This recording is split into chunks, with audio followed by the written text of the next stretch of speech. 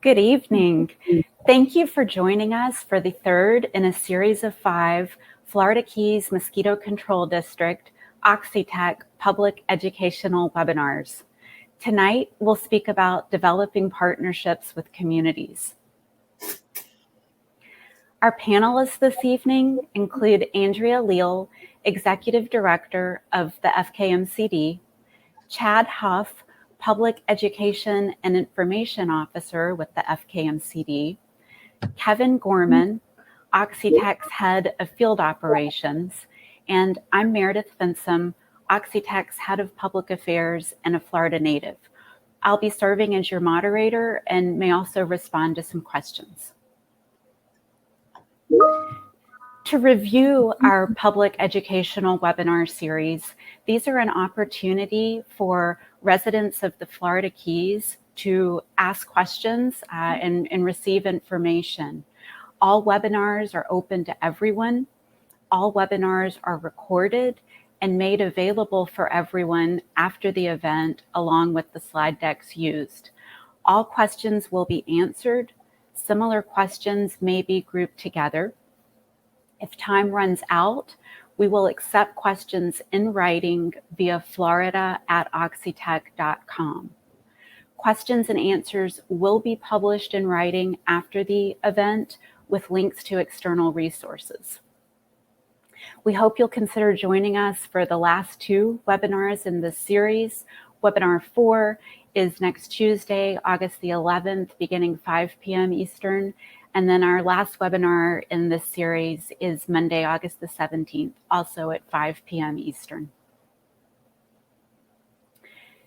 As far as our agenda, we'll review building partnerships with communities and the building blocks for success. We'll talk about our intentions for the proposed Florida Keys project, review frequently asked questions, and then we'll turn to your questions. You can begin to submit questions in the chat box now. Please remember to press send. We will not identify who is asking the questions. We want you to feel very free to ask anything at all pertaining to tonight's topic. We'll use the first half of the webinar for a presentation, and then we'll reserve the second half, so the remaining 30 minutes, for Q&A. And now I'll turn it over to Kevin to begin our presentation. Thanks, Meredith. That's much appreciated. And welcome, everyone. We certainly hope you'll find the presentation informative, and we also look forward to the questions coming later in the Q&A session. So as Meredith mentioned, please do start getting your questions in as early as possible so we can start to build up that stream of questions for later on. I'd like to start with this timeline. This is the project timeline slide that we've showed previously, and it really starts to exemplify how community engagement is central to all the work streams that we will be doing during the project. There's a few technical work streams here, but community engagement is the one that spans right the way from the very start, right the way through to when we finish, and is an ongoing process all the way through. I'd like to stress that it's a proposed project. It's subject to FKMCD board approval, of course, and so everything you're going to hear today is about that proposed project and is yet to be fully approved. So the community engagement is not just about informing the public about what we're going to do. It really is about building a partnership with the communities. Oxitec has got a long history of this, but FKMCD too is working right in the community every day and know better than anybody that it's about a partnership and making sure that that is a trusting, genuine partnership where we can build together. And so this presentation is really going to go through the steps, if you like, that we're using to develop that strategy, to develop that structure of a partnership. And show you how we will go about building that and how that might affect the residents and impact on the community, hopefully in a very positive way, should the project be approved.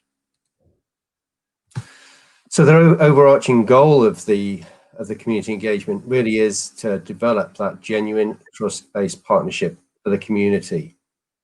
It's a very broad It's a very broad suite of tools that we can use, but really it's about making sure that it's a two-way conversation. It's making sure that we go through the right processes to learn what we need to know to do the appropriate planning. And I'll come on to each of those individual steps, as I mentioned.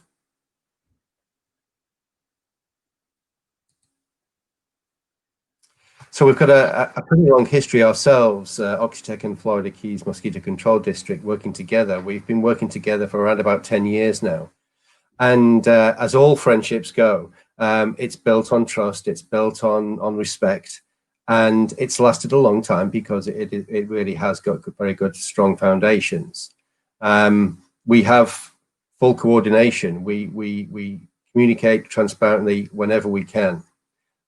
We listen and learn from each other. We know we both have expertise in certain areas, and we try and use that synergistically to rely on each other when needed.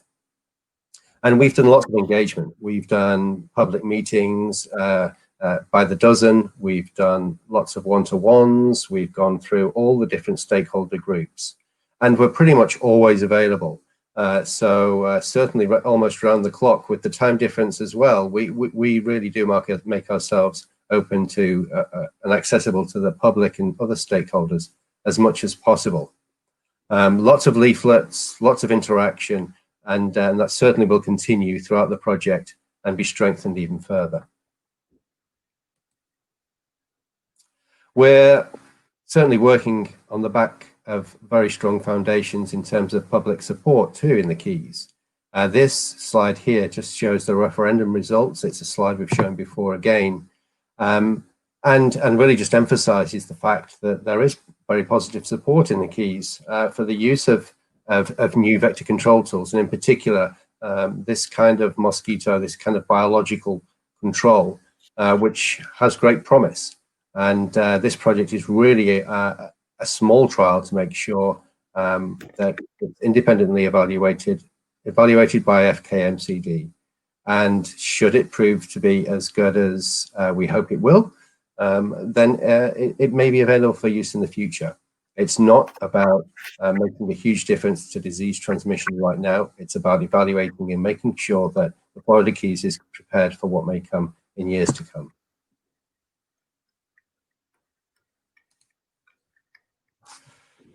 This slide I've placed in here really to show that we've got a lot of experience. Now, we know that FKMCD have a huge amount of experience, and this is really to show you what Oxitec's experience brings. We've had over 10 years of projects in the field now, spanning 3 different continents, 4 different countries, lots of individual projects. We've released over 1 billion mosquitoes over that decade. And as a result, pioneering in the field, we've developed a stronger and stronger approach to our community engagement. We've learned a lot over the years, from small projects through to big operational programs, and the great relationships we've had with those communities where we've done the releases have really been founded on a succession of projects that have been successful, giving good results in terms of control, but also the professional manner that we've conducted the projects and the amount of information and transparency that we've given to those communities. Some of you may have heard the term friendly mosquito. Friendly mosquito was a term coined by the public in Panama when we were doing those releases in 2014. At the start of the project, we had a few people who were vocally opposed to the project, only a minority. But by midway through the project, late in the season, there was a spray of chemicals from the vector control department. And the public came out and started to tell the vector control authorities to stop spraying because they would kill the friendly mosquitoes. And they coined that phrase, friendly mosquitoes, right there and then, and we picked that up and used that because it really did make the point, if you like. And so you can see how the public support for these projects grows as they see how effective it can be.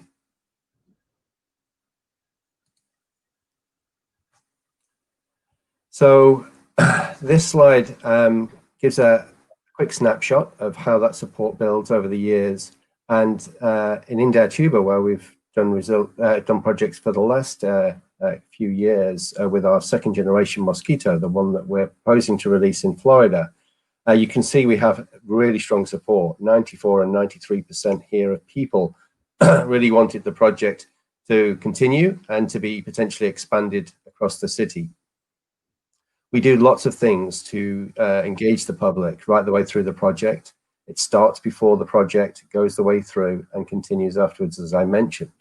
And that could be public meetings, it could be displays at the shopping mall, it could be door-to-door, leaflets, all sorts of vehicles, radio, to make sure that we have the required interaction with the public so that we know how to behave, that we know how the public want to interact with us. And we tailor those programs specifically for that culture, for that social landscape. Every community engagement project is different, and it's very important that they have a local flavor, of course. This slide really describes the process. This is a division of 7 components, if you like, which we use to develop a community engagement program. It's the key steps going in a timeline series, if you like, starting with a strong partnership with the collaborators, between the collaborators, defining the stakeholders, making sure that we're very inclusive in that everybody's voice is equal. And once we've defined the stakeholders, we can go on to talk to them, interact with them, and to understand exactly their perspectives, their points of view, and how they want to be interacting with us. We can then start to plan the project. And once we've planned the project, we can start to share information about that project, let people understand what our plans are, and then we can adapt those plans. And we can start to empower people and partner with them and include them, integrate them into that project, whether it be hosting a trap or hosting a release device. But maybe it's something more simple, like moving a release slightly away from a business premises, or there's all sorts of ways in which we interact with the public on a daily basis, as well as at a high level. And we continue that feedback and that dialogue right the way through the project. It's an ongoing situation, that feedback and dialogue, and it allows us to evaluate constantly. So if we are needing to change tack at all, we can do so on the fly and make sure that we make the right moves.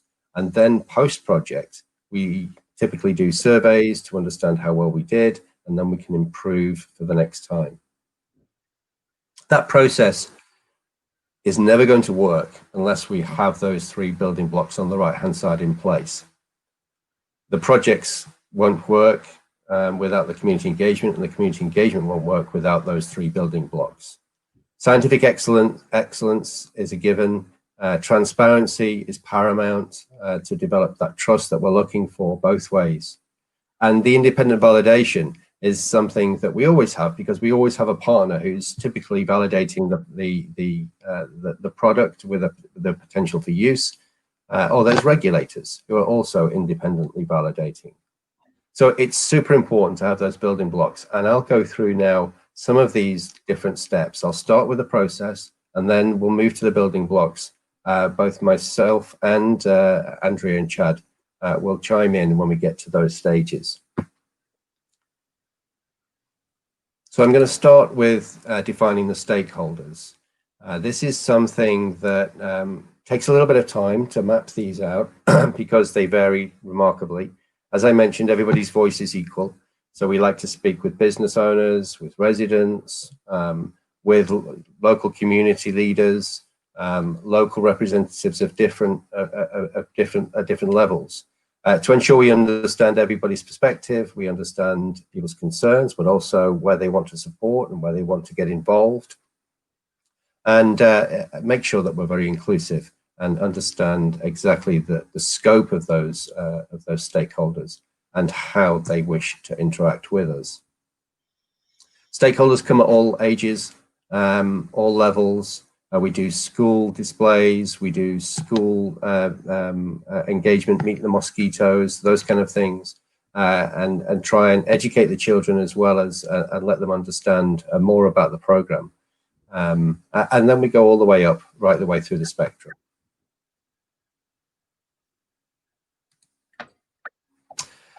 We can listen and learn once we've understood those requirements from the stakeholders and we know exactly who they are. Then we can actually positively interact with them and engage and start to listen. That's the first step. We need to understand everything that they want to tell us, and we do that in a number of different ways. We knock on houses, literally all the houses that we possibly can. We'll put out questionnaires. We can do Q&As like we're doing today, in fact.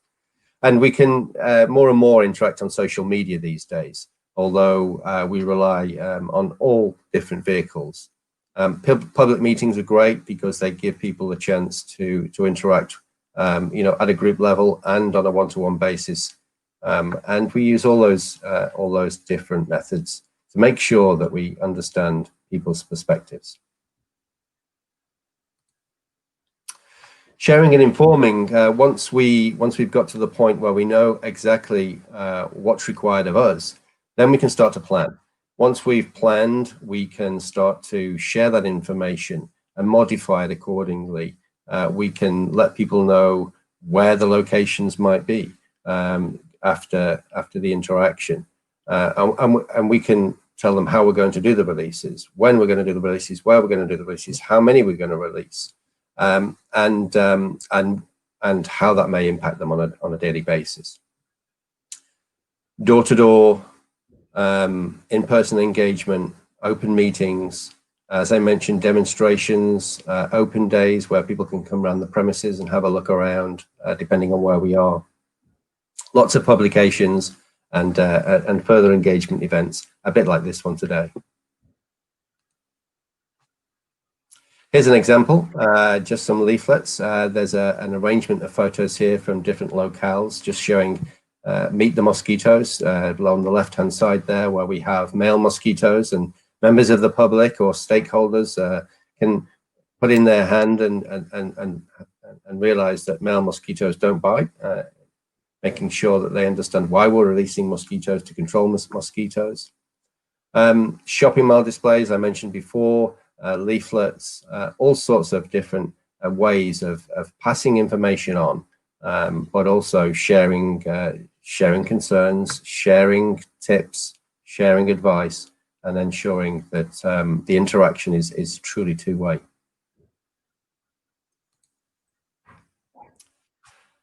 Once we've consolidated the plans and we've communicated those, it's about partnering with the communities truly, because we can't do these projects without the community.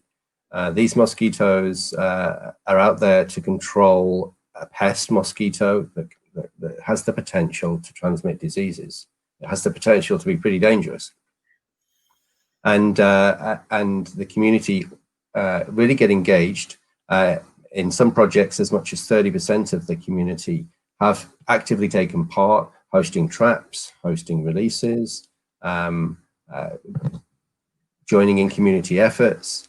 There's really is a solid interaction, not just communication, but as the project moves on, actual active engagement and integration of the community with these kind of projects. It's super important and helps us build that really trusting relationship with people that I mentioned at the beginning.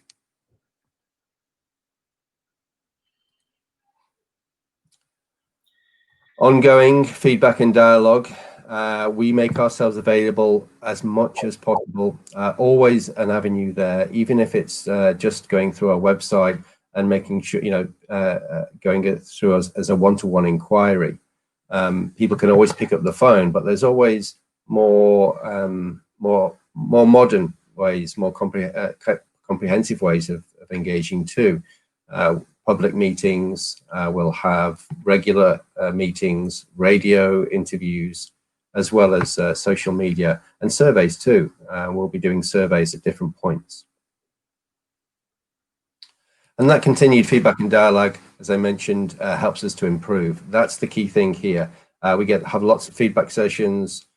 We can invite externals in to do an independent analysis of the community engagement. And those surveys are really important at this point to understand exactly how well we've done and make sure that next time we come back around, as well as if we've got time to change on the spot, we do so and we improve and we learn. And that's why after 10 years of projects, Oxitec has got where it has, and certainly why FKMCD have got such an outstanding reputation.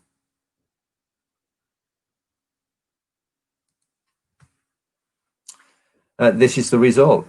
We get really strong support wherever we go. In all the projects where we've been, we've had very strong public support. And this is just an example. Generation 2 mosquitoes. When we take our mosquitoes away, people are usually disappointed because they feel less protected. We often get comments from the municipality leaders coming to us saying, hey, you know, when's the next project going to start? Because everybody's complaining that they feel unprotected now that you've left. You know, when we get to the end of that project, the support is very high, and the desire for repeat customers is certainly there. So often we can't do that because it's a regulatory situation, but we certainly really appreciate the strong support that we do receive, and it's testament to the product and the professional manner that we conduct those projects.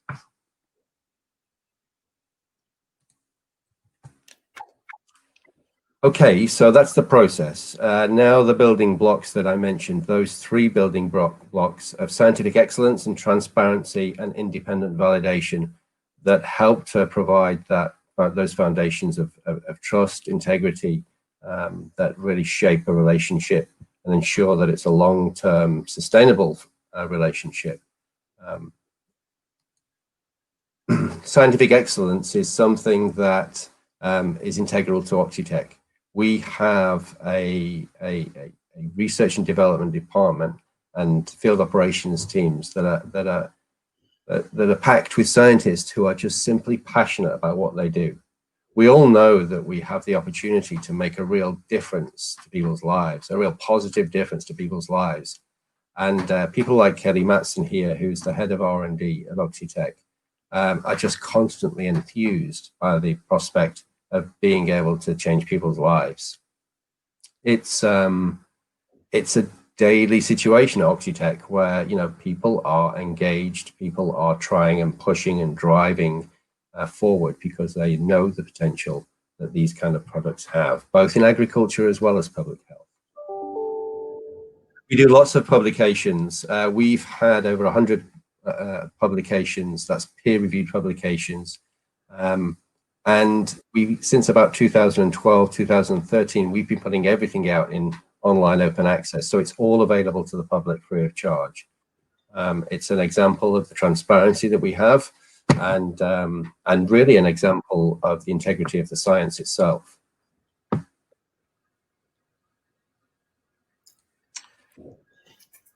Here's just a few of them, and those check marks there really just describe some of the positives that these publications cover.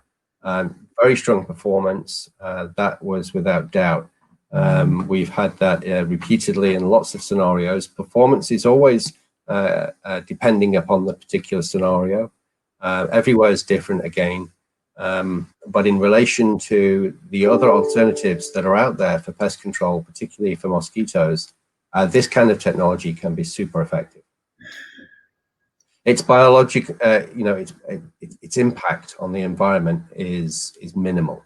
It only affects Aedes aegypti in this case.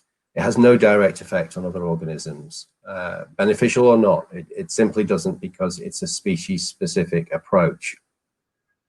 Once we take our mosquitoes away, once we stop releasing, our mosquitoes die out and there is no long-term persistence. So there's no ecological footprint there left behind. With some other technologies, that's not the case. Maybe, you know, it takes out other species too. Maybe, you know, it taints the environment. But in this case, there really is no other technology that could be more targeted. This second generation technology targets just the females of the Aedes aegypti. And that really is about as targeted as it possibly could ever be. There's no evidence for niche replacement. Aedes albopictus is a species that lots of people have come up with as being, a cohabiting species with Aedes aegypti. And there certainly is an ebb and flow in their dynamics, in their population dynamics. And the fringes of their ecological niches certainly do overlap in some areas. But we've been monitoring Aedes albopictus now in the absence of Aedes aegypti since 2014 in Brazil, when we got full approval for our first generation mosquito. And we've been publishing those results to CTN Bio every year. And we've never seen an uplift in Aedes albopictus that's significant due, in combination with a reduction in Aedes aegypti. And we've also published one of the papers which showed a short-term study on niche replacement from the Panama study in 2014. And interestingly, there's a real potential to dilute insecticide resistance. That's something that really could provide synergy with chemicals and in an integrated way, and allow vector control authorities to really chop and change and start to alternate the way that they use pest control methods, adding to the potential sustainability of mosquito control. The second building block is transparency, and I've mentioned the publications and the accessibility that we have. It's something that we pride ourselves on. Our doors are always open back at Oxitec in the UK and in Brazil, and we have a constant flow of visitors coming around and who are often amazed at the work that we do there, and we're very proud of it, certainly. I'm going to hand over to Andrea and Chad now so that they can talk a little bit about the transparency that they use at FKMCD.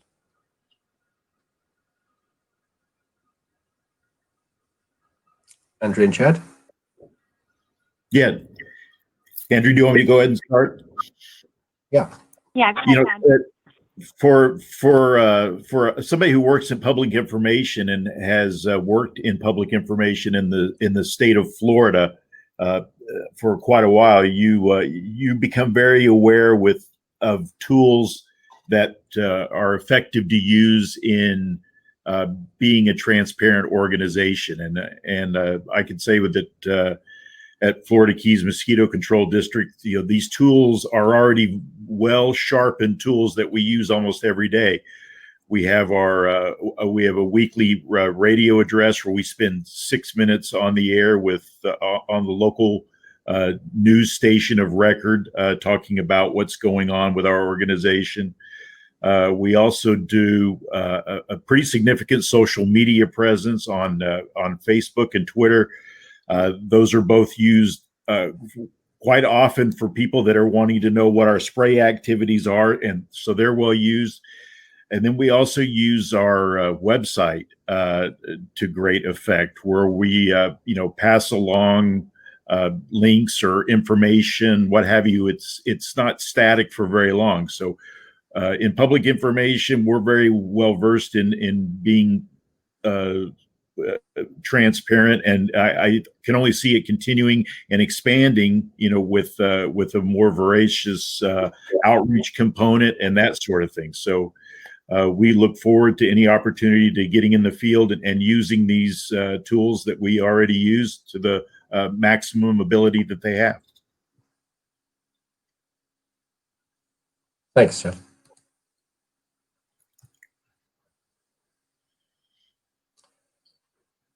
And the next building block is external validation. This it really is referring to not just regulatory oversight, but scrutiny, critique, oversight by scientists, by key stakeholders, by external advisory boards. There is a superb amount of external validation and oversight for this project. And the next couple of slides will discuss that. Andrea? So one of the main things that we were looking at doing as we started looking at this project was making sure that we had independent voices that were seeing what was going on and to really give advice as we move forward. We do have currently set up an independent advisory board that is made up of Bob Eady, who is the administrator and health officer for Monroe County Department of Health. Dr. Doug Mader, who is a veterinary specialist. I'm sure for those locals that are listening in, we all know Dr. Doug does a great job here in Marathon. And also Dr. Jorge Ray, who is the director of the Florida Medical Entomology Laboratory, which is in Vero Beach and part of the University of Florida system. So we've got some really great folks that will be there on this advisory board, in addition to the role that FKMCD is going to play in all of this.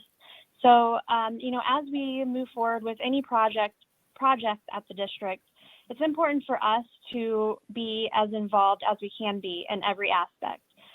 You know, we don't want people to come in, or companies of any sort to come in and do all of the work and then give us data or collect all of the data themselves. It's important as scientists that we see start to finish every single piece. We are doing quality assurance as well, looking at the data, gathering the data ourselves, and making sure that, you know, what we're seeing is really jiving with what everyone else is seeing as well. So I think that this is a very big aspect for any potential trials that we do, no matter what we're testing here in the Florida Keys, is just making sure that we have that scientific overview, both within the district and with these advisory board members. Kevin? Great. Thanks, Andrea.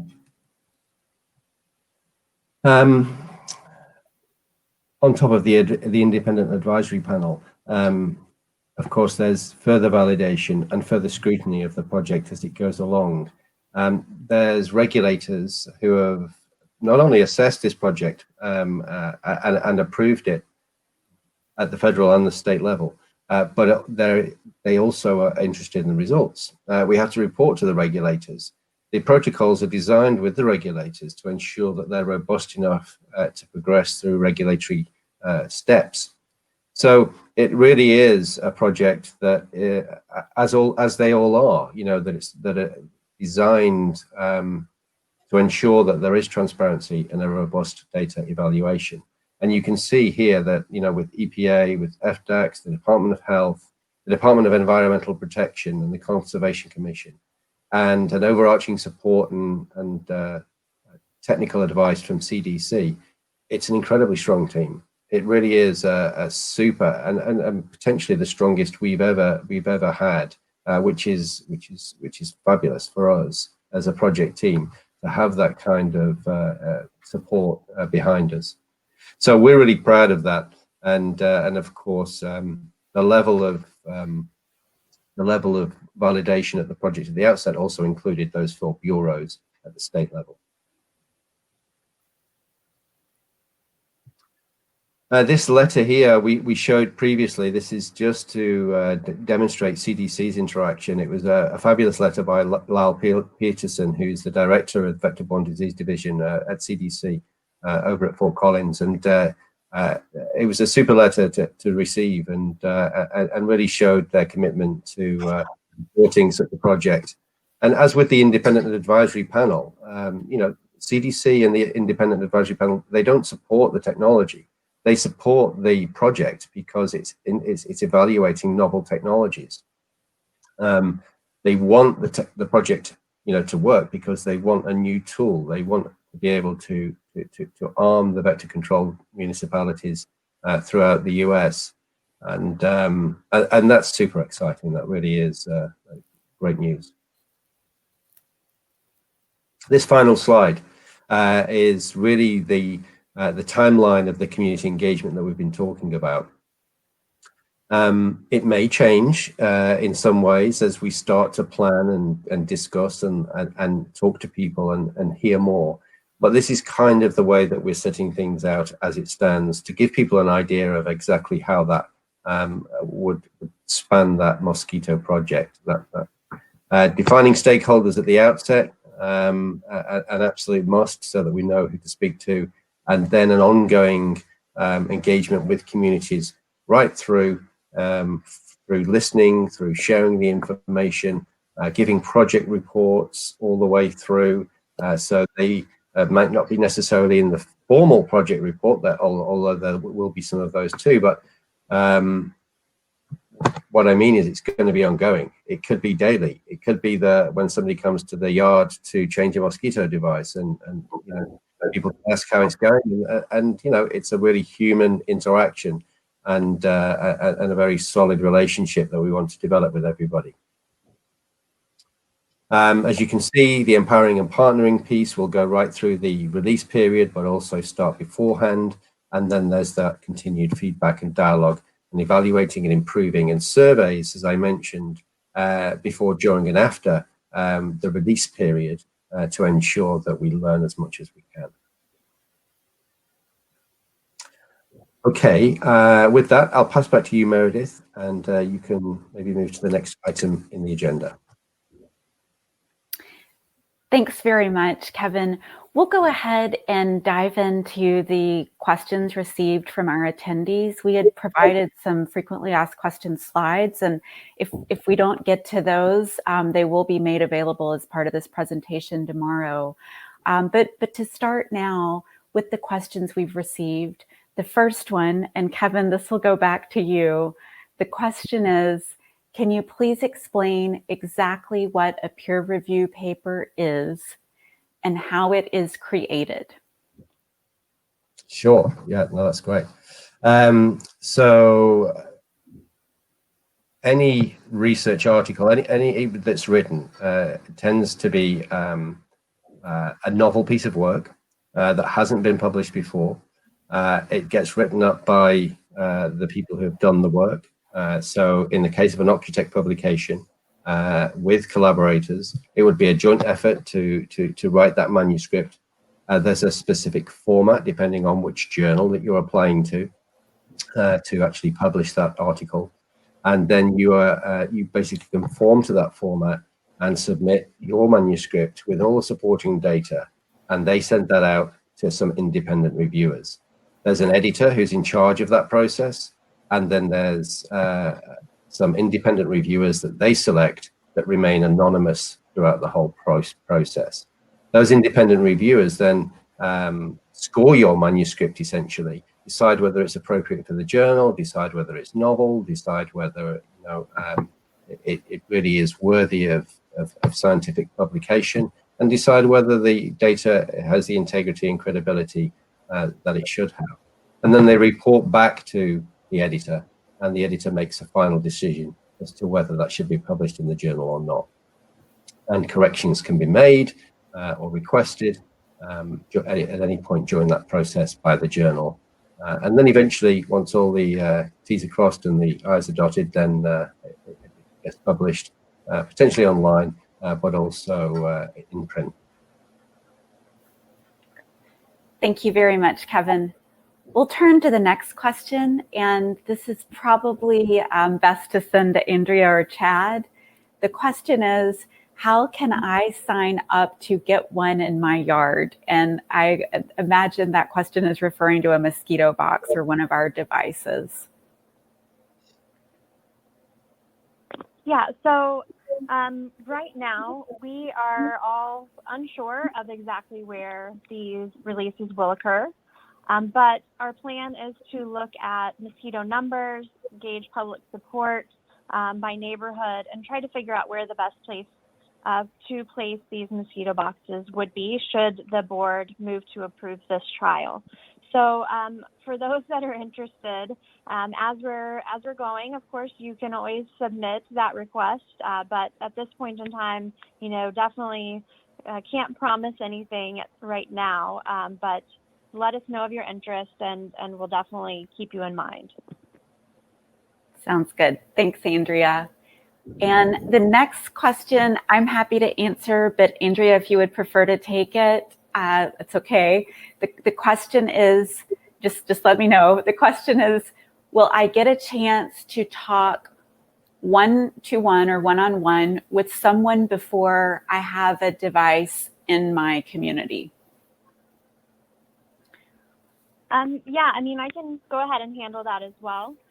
It's definitely important for us to have one-on-one interaction with every single person in the neighborhood where we would be potentially placing these release boxes. So prior to placement of any release device, we will get permission from homeowners if we are placing them on private property. So to answer the question, yes, we will definitely have one-on-one interaction prior to placement of any release box.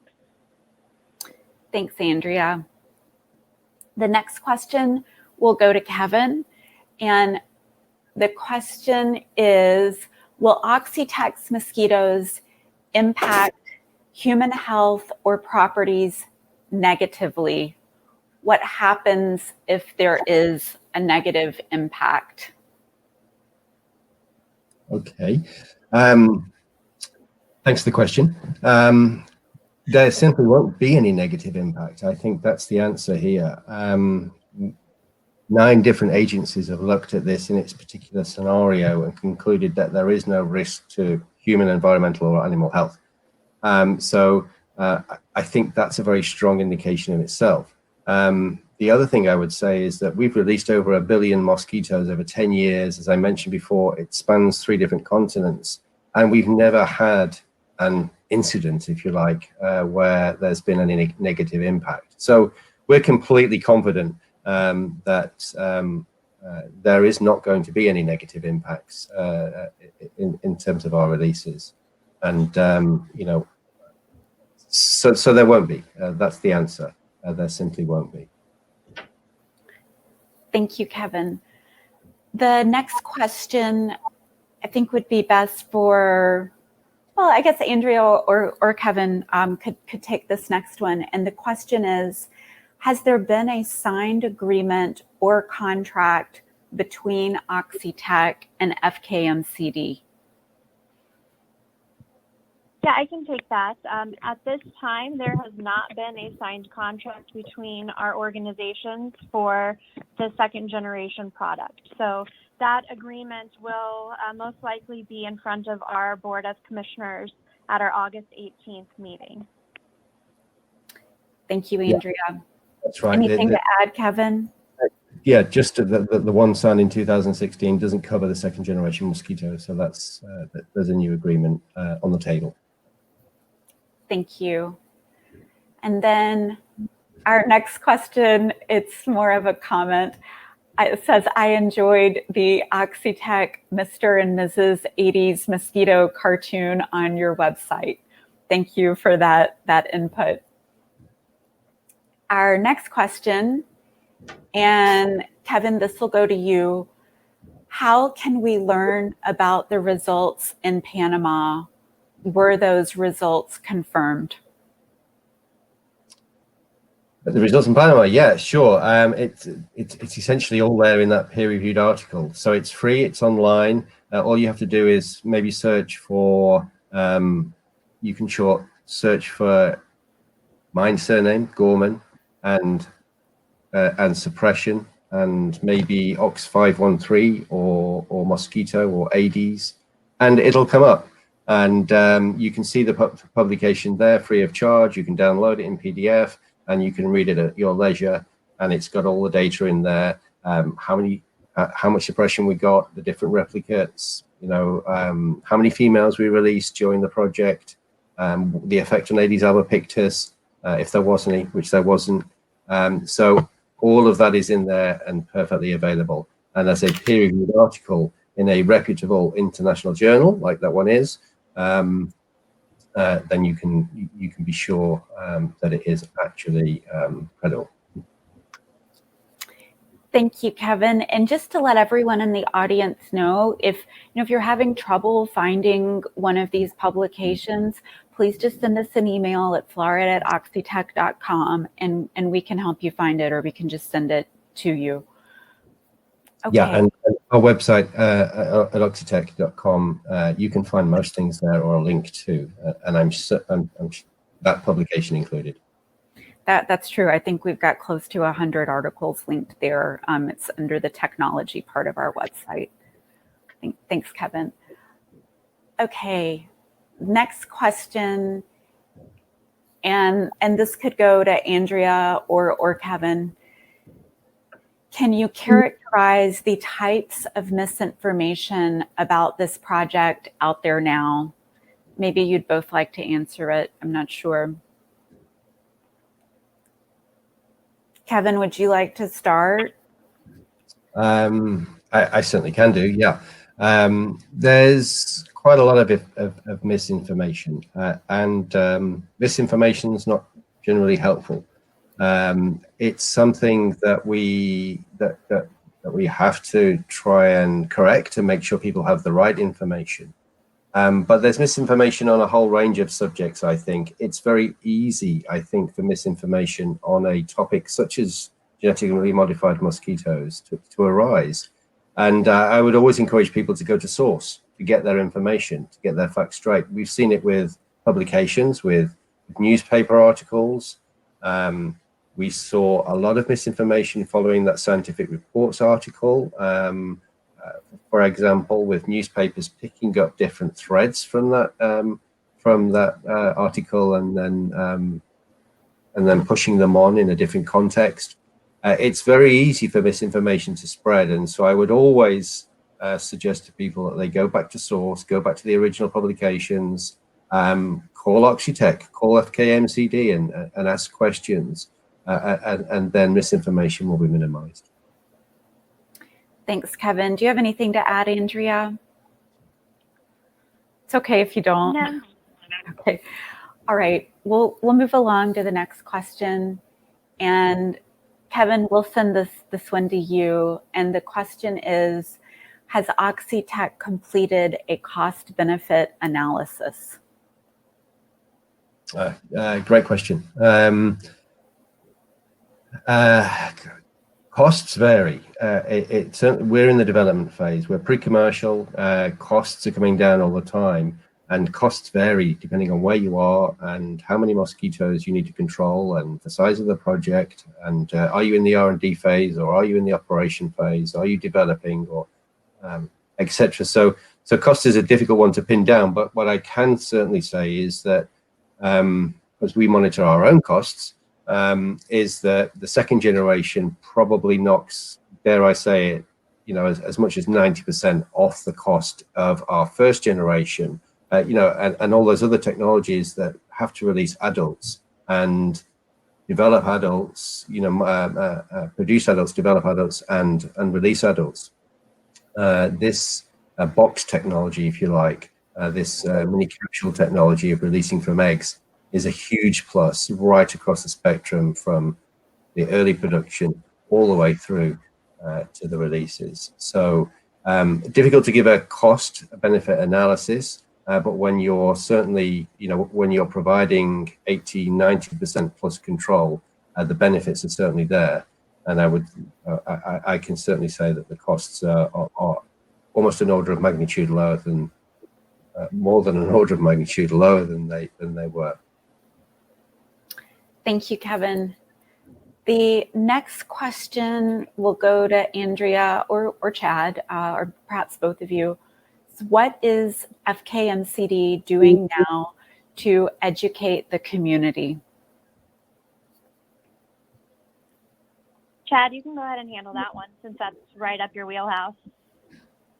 Well, first of all, we scheduled a whole bunch of webinars and have promoted them on any means that I know how to solicit people to sign up.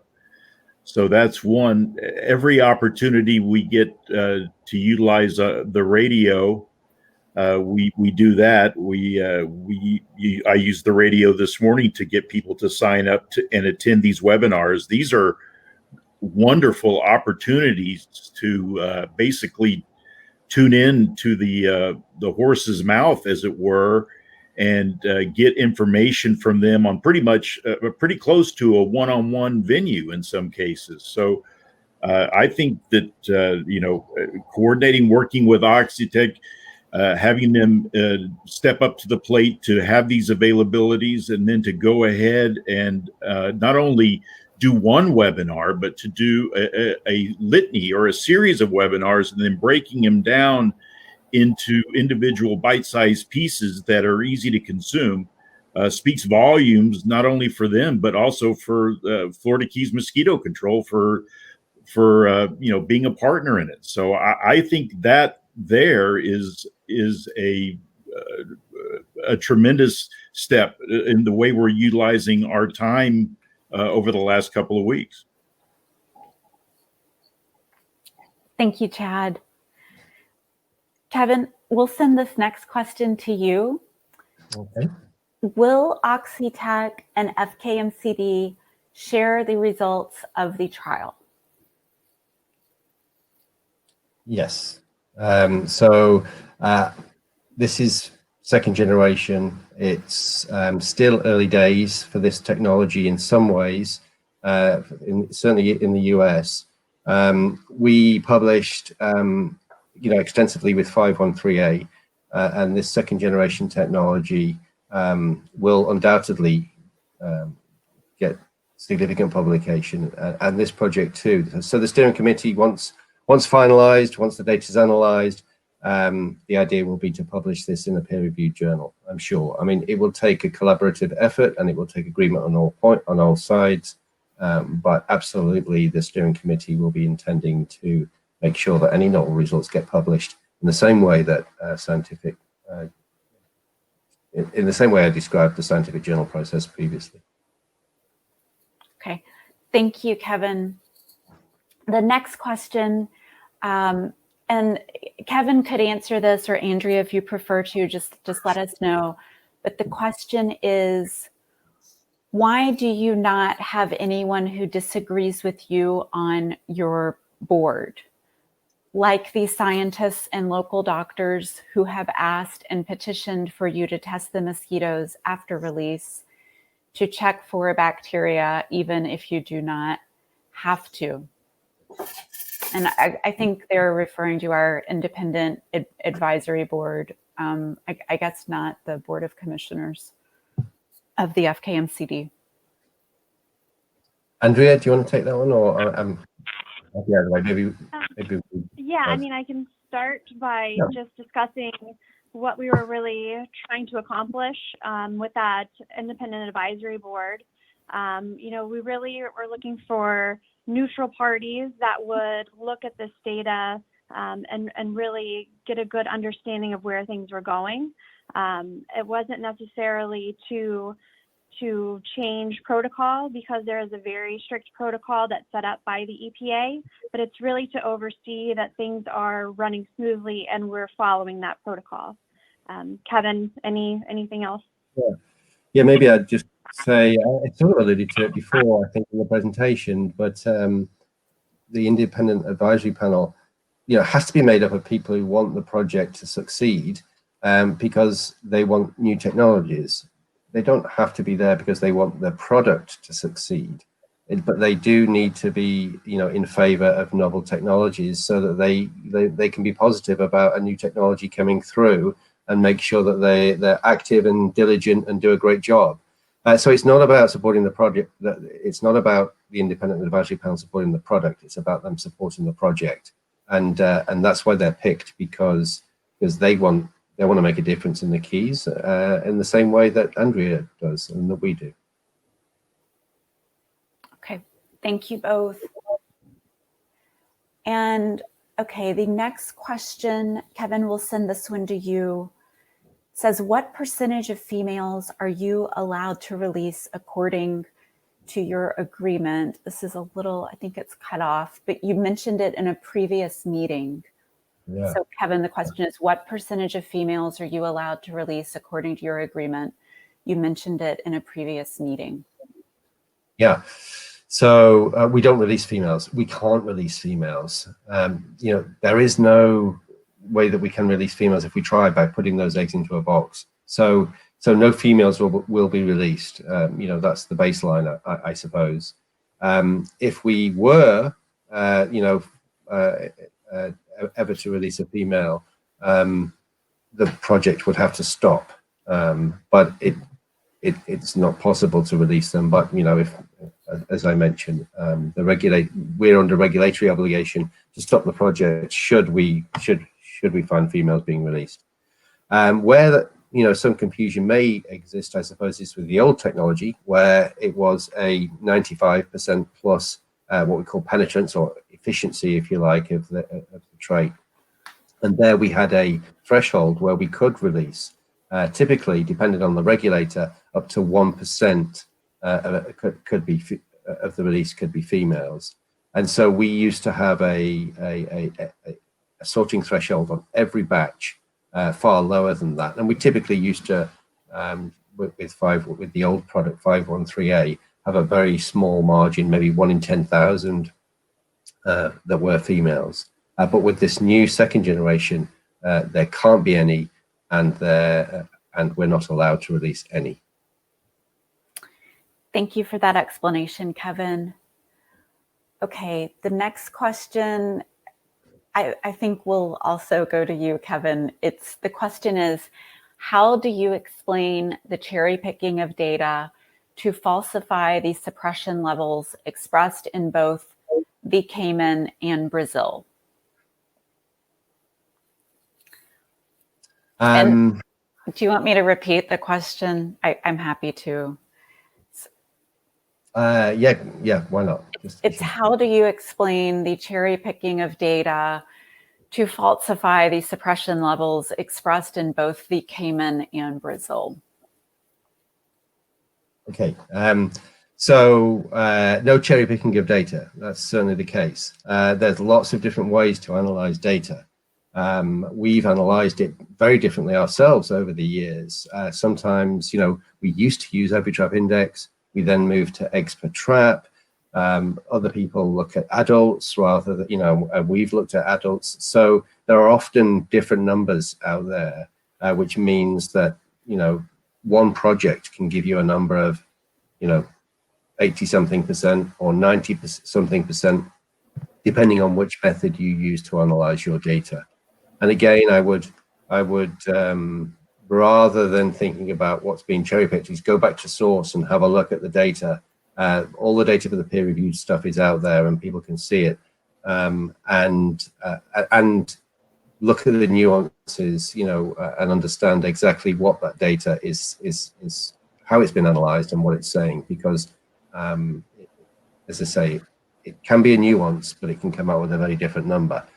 And so all the numbers that we've published are accurate.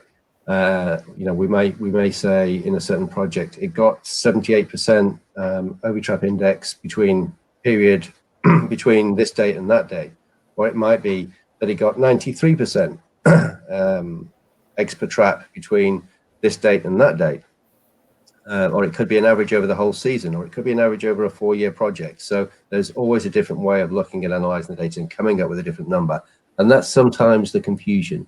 And so, as I said before, go to source, prevent the misinformation, and make sure that you understand exactly what the numbers are saying. Thank you, Kevin. And everyone, I'm realizing we're about 2 minutes before this webinar is supposed to end. I think we'll go 5 to 10 minutes over, if that's okay with everyone. If you cannot stay on, this recording will be made available tomorrow with all our materials. And if we're not able to answer all the questions during the webinar live, we will answer them in writing, and we'll probably answer them as early as tomorrow. The next question, and Kevin, this could go to you or Andrea if you prefer to take it. Andrea, the question is, will the contract be available to the public prior to the August 18th meeting? Yeah, so all of our board materials are published on our website on the Thursday before the meeting. So everything will be available for the public to view on our website by end of day that Thursday, the 13th. So that if that is an agenda item, then that is when the agreement will be available for everyone. Thanks very much, Andrea. The next question, this could go to either Andrea or Kevin. The question is, can you please explain the relationship of the project and COVID? Sure. So I think that probably refers to the board discussion that occurred at our last board meeting in July, where the board had asked for a postponement due to the COVID situation. So what we have done with the agreement, we wanted to make sure that there is, that basically the steering committee takes into consideration COVID. We will not be looking at doing any releases at all this year. So no releases will occur in 2020. The first potential releases will occur in 2021. And we're hoping that the COVID situation has cleared up by then. However, if it has not, that is a consideration prior to beginning any sort of releases as well. So it is definitely something that is in the agreement that we will keep in mind prior to any releases occurring. Thank you, Andrea. The next question we'll send to Kevin, and the question is, how can you answer to those who do not consent to being part of your experiment? Thanks, Meredith. Another good question, and something that comes up quite regularly. But no consent required, actually, is the answer. There has been, it just doesn't fit with the description of an experiment with human subjects. And so informed consent is just not required in this case. It's the same with, a trial for Wolbachia or a trial for a pesticide. It's not an experiment on humans. The subject of the trial is a pest mosquito, in this case, a female mosquito. And it's not a trial on humans. Humans aren't the subject of the trial. And as I mentioned, just like all those other technologies that are out there being trialed, it's just the same in that respect. It doesn't require informed consent. Thank you, Kevin. The next question, Andrea, if we could, we'll send it to you. It says, what should we do? I think this is meant for you. What should we do if you are having trouble finding the documents? If whoever submitted that question, if you could submit a little bit of clarification. I don't understand what that means. I don't know if the other panelists understand that question. Meredith,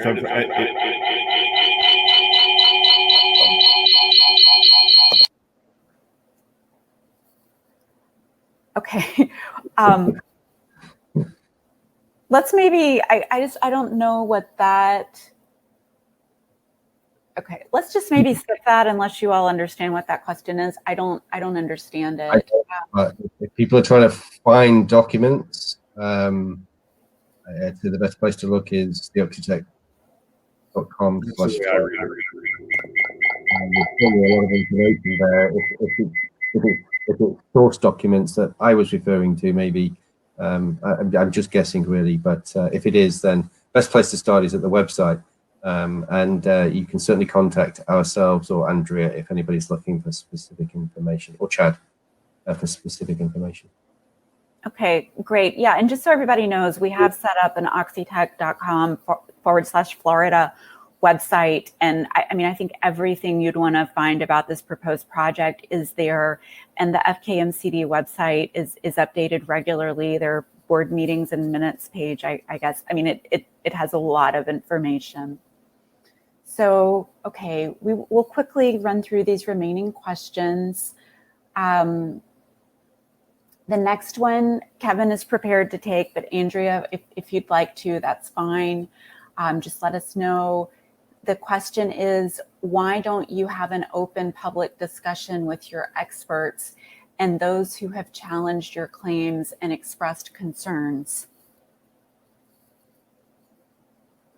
I think, Kevin, you can probably address this one. I know that there have been a number of meetings and these webinars as well, but you're more well-versed in this. Yeah, sure. You know, we enjoy debate with everybody, regardless of their opinion or their perspective. So, you know, we do, you know, on a regular basis, and you know, people in the Keys who've objected, we've had discussions with them on a one-to-one level. It's something that you know, something that we pride ourselves on, if you like, is that we'll always be available to answer questions from the public. You know, this is a great example here. We're doing Q&As, and the questions come from all sorts of people, and we answer them openly in front of everybody. So I think we do that. Thank you, Kevin. We're going to run through just 3 more, and then we'll close out the questions for tonight. The next one, and Kevin, I'm going to send this to you, is can you dispel the misinformation surrounding the use of E. coli and herpes to develop OX5034? Did you catch that, Kevin? I can repeat it. Yeah, that'd be great. Can you dispel the misinformation surrounding the use of E. coli and herpes to develop OX5034? So I'm not sure about misinformation because I don't know which misinformation they're referring to. But the original transgenes do have components, you know, of viruses in there, and so it's a benign component which is used, you know, which has been used in a number of ways, and it's just a segment within that original transgene. So I'm not sure about what misinformation it's referring to, but that certainly is the case. Thank you, Kevin. And we'll just say to the audience, if you need additional information, you have our email address. Please use it, and we'll be responsive. Okay, the last 2 questions. Kevin, I'll send this next one to you. What is the connection of Oxitec to DARPA in this experimentation in our community? And we should probably spell out what DARPA refers to. I'm honestly don't remember the acronym. I mean, it's government, military. Give me a second. But Kevin, if you'd like to start responding, please dive in. Sure. There is no connection with DARPA. So we don't have any connection with DARPA. The only thing I can think of it might be referring to is sort of conspiracy theory stuff relating to the US government. We don't have any links with the US government apart from the fact that our CEO used to have a position within the US government, you know, in years gone by, but we have no links with DARPA as it stands. So again, a bit of misinformation. Thanks, Kevin. And yeah, no relationship with DARPA. DARPA stands for Defense Advanced Research Projects Agency. And last question, Kevin, we'll send this to you too. Will I have to do anything if a device is in my yard? E.g., do I need to fill it with water each day? No, you don't have to do anything if there's a device in your yard, because FKMCD/Oxitec will come around and service it and look after it for you. So no, it gets set up on day one, if you like. It's a just add water device, and then it gets serviced. You know, at most every week, someone will pop back and check on that device, and that's it. You don't need to do anything. Just benefit from the protection that those mosquitoes provide. Thank you very much, Kevin, and thank you everyone in the audience. We've now answered all of the questions asked, and Andrea, Chad, Kevin, if any of you would like to say something to close, you're welcome to. If you don't, that's okay too, and we'll be finished. But we have finished the presentation and the Q&A. Thanks, Meredith. I would just say join for the next one. Yeah, there's 2 more in the series, and it's great to get the questions. And please do join for the next 2. Yeah, I was checking to see if the max headroom was still going on, and it seems like it is, at least in my head. But thank you for the opportunities. Great.